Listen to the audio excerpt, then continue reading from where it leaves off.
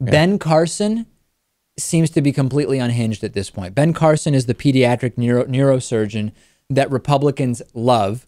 A lot of Republicans like to talk about Ben Carson positively because they can use him as evidence that they aren't racist because Ben Carson happens to be black, even though his views, of course, would be hugely detrimental to the vast majority of minority populations if they were to be carried out as Ben Carson wants.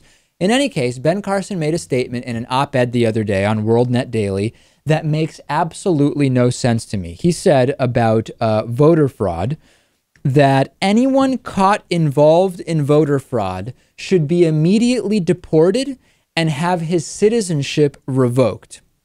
Okay, let's analyze that. If they're being deported, it's because they're not U.S. citizens, so they wouldn't have citizenship to strip from them. And if they are citizens, where are you going to deport them to because they're from the United States? And this was such an illogical, absurd claim from Ben Carson that after a bunch of critiques were published about it, WorldNet Daily scrubbed that phrase, that statement from his article. Of course, thanks to the magic of taking screenshots and archiving internet articles, we can still see the original insanity that Ben Carson wrote.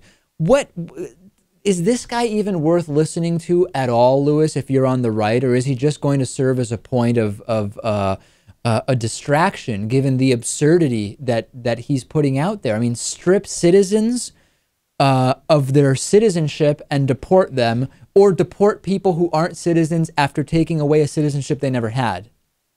So it sounds like we should deport George Bush and strip him of his citizenship, according to Ben Carson. This guy's a lunatic. Of course, people are going to listen to him. The far right probably love every word that comes out of his mouth. I think in this particular article, the word he was looking for was exile instead of deport. And then, of course, the question becomes to where?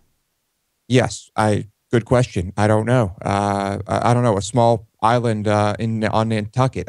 Who knows? We probably shouldn't be surprised we're hearing this from Ben Carson, given that he said President Obama is the worst thing to happen to the United States since slavery, and that the United States today is very much like Nazi Germany during World War II. This actually is a relatively moderate claim relative to some of the other things that Ben Carson has said.